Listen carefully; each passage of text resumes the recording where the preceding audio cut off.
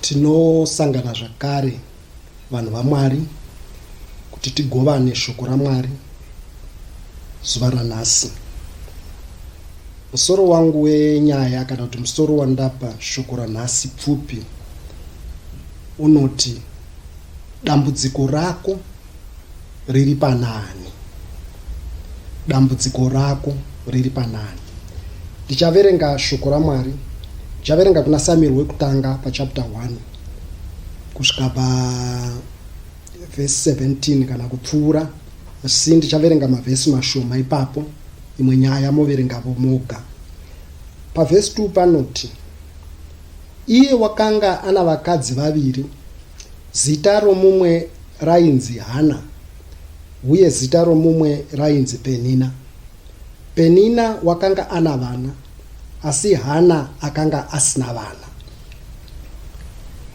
Zvino zuva rokubayira kwake rakati richisvika, Erikana akapa mukadzi wake Penina navanakomana vake vose navanasikana vake migove yavo, asi Hana wakamupa migove miviri nokuti wakanga achida Hana, asi Jehovha wakanga azarira chibereko chake. Verse 4. Verse 6. Zvino muvengi wake akamunetsa kwazvo, muvengi wa Hana. Zvino muvengi wake wakamunetsa kwazvo kuti azvidye moyo, nokuti Jehovha wakanga azarira chibereko chake. Verse 6. Pavhesi 10. Zvino Hana wakanga ane shungu kwazvo, achinyengetera kuna Jehovha achichema kwazvo. Verse 15. Hana akapindura akati, aipindura Eli, kwete ishe wangu, ndiri mukadzi une shungu pamweya, handina kunwa waini kana zvinobata, asi ndadurura mweya wangu pamberi paJehovha. Ipapo Eri akamupindura akati, enda hako norugare, Mwari waIsraeri ngaakupe chawakumbira kwaari.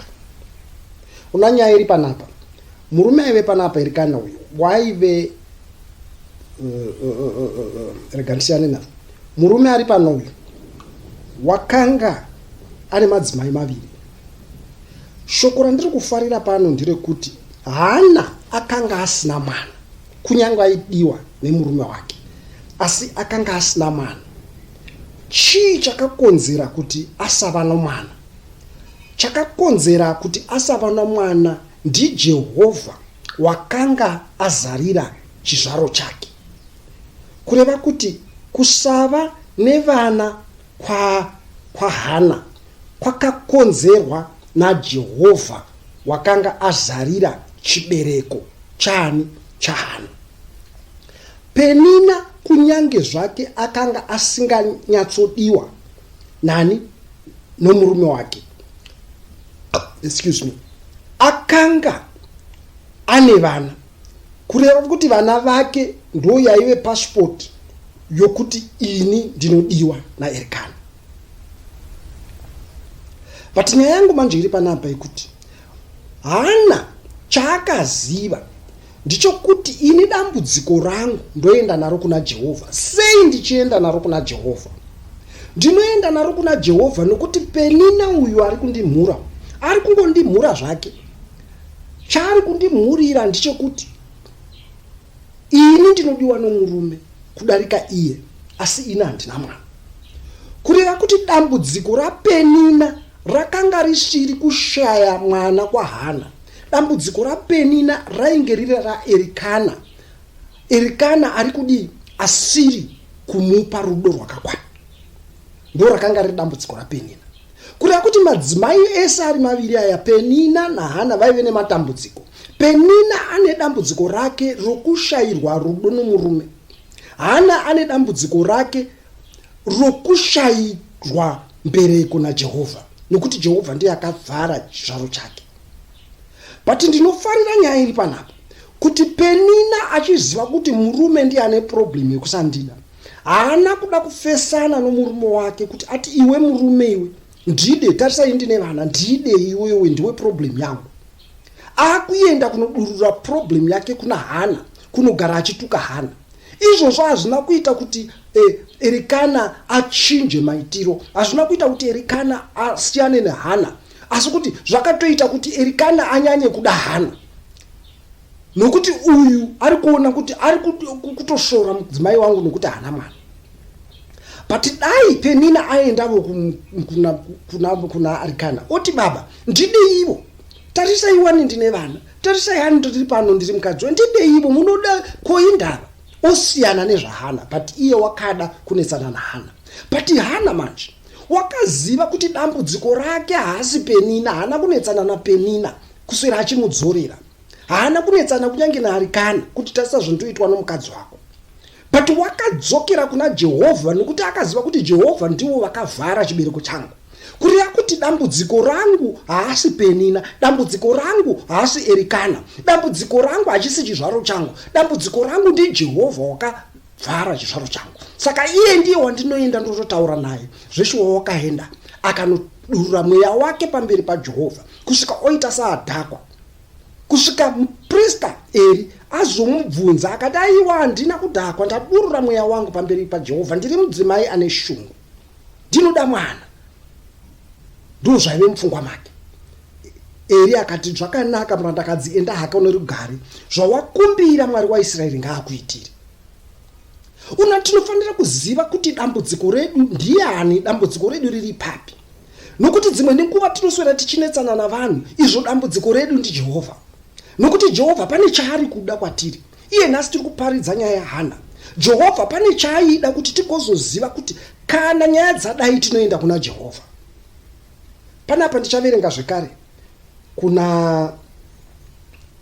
zvekare panyaya kuna Genesis chapter 30 paverse 1 ne2.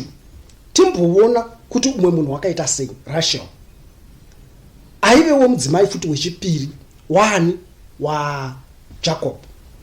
Zvino Rakeri akati achiona kuti haaberekeri Jacob vana, Rakeri akagodora mukoma wake akati kuna Jacob, ndipe vana, kana usingandipi ndichafa.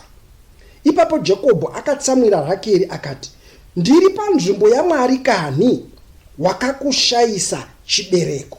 Uri kuona nyaya iri panapa. Hana wakavharwa chibereko naMwari, haana kunetsana naEri, haana kugodora Penina, kunyange Penina imugodora, haana kuenda futi kundonetsana nomurume wake. Nokuti aiziva kuti murume uyu unoita vana uyu nokuti ane vana naPenina, but haana kunonetsana naye, haana kunetsana zvekare naPenina, but wakaenda kuna Jehovha kune dambudziko rake.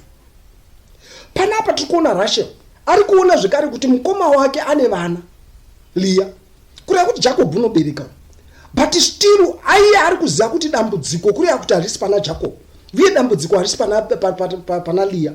But panapa tiri kuti zvino Rakeri akati achiona kuti haaberekeri Jacob vana, Rakeri akagodora mukoma wake Leah akati kuna Jacob, ndipe vana, kana usingandipi ndichafa. Ndokuchitarisana na Leah zvese nemurume wake kuti iyemi ndimi problem yangu, muri tu. Kuti ita problem yako kui, isu tiri kuita vana, iwe ndiwe usiri kuita vana, isu taita problem yako pakudi.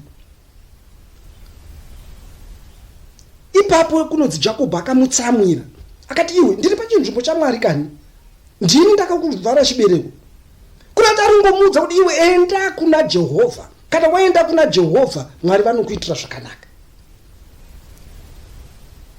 Ukazoverenga mberi unoona kuchinzi Mwari vakazozarura chibereko chaRachel, Rachel vakaita vana, Josefa akazoita mwana Benjamin paakazofa paya.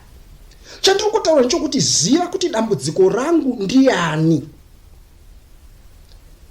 Chinhu chose dambudziko rako chairo, dambudziko rako haasi munhu, dambudziko rako haasi dambudziko rako ndi Mwari.